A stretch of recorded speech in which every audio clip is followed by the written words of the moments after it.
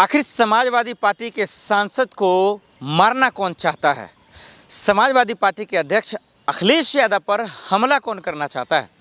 ये सवाल इसलिए दर्शकों कि आए दिन कोई ना कोई सेना समाजवादी पार्टी के नेता या कार्यकर्ता पर दिन दहाड़े टायर फेंक रहे हैं, घर में घुसकर हमला कर रहे हैं।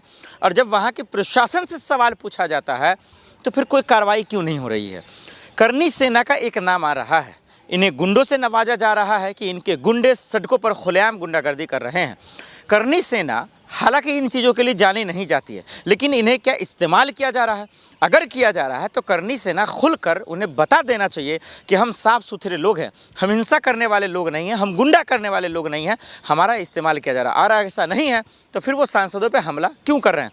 क्योंकि डिम्पल भाभी, अखिलेश यादव, चाचा शिवपाल और ख़ुद जिन पर हमला हुआ है, कई बार हुआ है, आगरा में, अलीगढ़ में, यूपी के कई जिलों में, रामजी सुमन लाल पर उन्होंने खुद बताया कि हम पे हमला क्यों हो रहा है। अगर उनको कोई परेशानी है, दुख है, तो आकर बातचीत करें, लेकिन हिंसा का रूप क्यों अपना रहे? और प्रशासन क्या कर रही है? योगी जी का पुलिस क्या कर रहा है? सबसे बड़ा सवाल है। गोरखपुर से आते हैं शर्मा जी मेरे साथ मौजूद है, लगातार सवाल पूछ रहे हैं और ये भी पूछ रहे हैं कि हमला करने वाले आखिर कौन है? क्या वो गुंडे हैं? गुंडे हैं तो सलाखों के पीछे क्यों नहीं है? सबसे बड़ा सवाल, आखिर क्यों समाजवादी पार्टी के सांसद पे हमला हो रहा है? चाचा, निश्चित रूप से हमारे समाज में, हमारे संविधान में, लोकतंत्र में हिंसा का कोई भी स्थान नहीं है।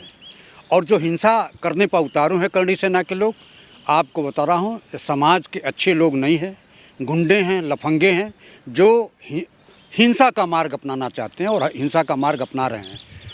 करनी सेना जो सुमन हैं, मेंबर ऑफ पार्लियामेंट हैं और राज्यसभा के सांसद हैं, सपा के सांसद हैं, अखिलेश जी सपा प्रमुख हैं, पूर्व मुख्यमंत्री हैं, उनके ऊपर जानलेवा हमला करने तक करनी सेना उतारू है, जिसको हमारे सभ्य समाज के लोग मान्यता नहीं देते हैं।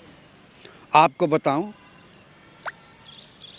उत्तर प्रदेश के मुख्यमंत्री श्री आदित्यनाथ जी करनी सेना के लोगों को खुला संरक्षण दे रहे हैं। इसका मतलब है कि आगरा में जो लाखों की भीड़ जुटी और जिसमें लाठी, बल्लम, फरसा, आग्नेयास्त्र, राइफल, ये लोग ले करके और लाखों की संख्या में जुटी, तो उत्तर प्रदेश की सरकार या योगी आदित्यनाथ की सरकार क्या कर रही थी? चलिए मैं उन पे सवाल आऊँगा। करनी सेना के बारे में भी हमने थोड़ा पढ़ा, राणा सांगा के बारे में पढ़ा। दर्शकों, वो तो ऐसे नहीं थे, बड़ी सादगी मिजाज के लोग थे, उन्होंने तो हिंसा से हमेशा दूर रहते थे। लेकिन सवाल ये है कि सपा के सांसद को क्या ज़रूरत थी राणा सांगा को गाली देने का? सबकी आस्था मान रहे थे, तो सदन के अंदर जो किया उन्होंने, कह रहे हैं कि उसी का ये पलटवार है, उन्हीं का ये प्रकोप है, उन्हीं का विरोध है, इस वजह से हो रहा है। देखिए, मैं इसीलिए कह रहा हूँ कि जो करनी सेना है वो भारतीय जनता पार्टी के इशारे पर काम कर रही है और उनके गुंडे और लफंगे हैं, लोफर हैं। करनी सेना जो राजस्थान में बनी है, वो ऐसे लोग चीज़ों से दूर रहते हैं, वो झगड़ा तूफान नहीं करते हैं। लेकिन उनको आस्था को ठेस तो पहुंचाया गया ना चाचा? कोई आस्था को ठेस नहीं पहुंचा। को क्यों बोला गया? मैं बता रहा हूँ कि ये सरकार वर्तमान जो 2014 से सरकार में है, यह लोग वर्तमान की बात नहीं करते हैं कि इनकी नीतियां क्या कर रहे हैं, देश हित में, जनता के लिए क्या कर रहे हैं। पूरी की पूरी सरकार जनता के मुद्दों पर फेल है, चाहे महंगाई का मुद्दा हो, चाहे भ्रष्टाचार का मुद्दा हो, चाहे बेरोजगारी का मुद्दा हो, चाहे छोटे व्यापारियों का मुद्दा हो। यह सरकार पूरी तरह से विफल हो गई है। इसलिए, और यह सरकार 4000 साल पहले की बात करती है, 6000 साल पहले की बात करती है। और आपको बताऊं, क्रिया की प्रतिक्रिया होती है।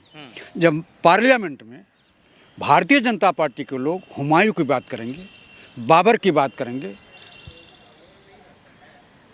औरंगजेब की बात करेंगे, तो उसके प्रतिक्रिया में जो उस समय घटनाएं घटी थी, राणा सांगा ने भी किसको बुलाया था? एक मुस्लिम बादशाह को बुलाया और इन्हीं से लड़ने के लिए।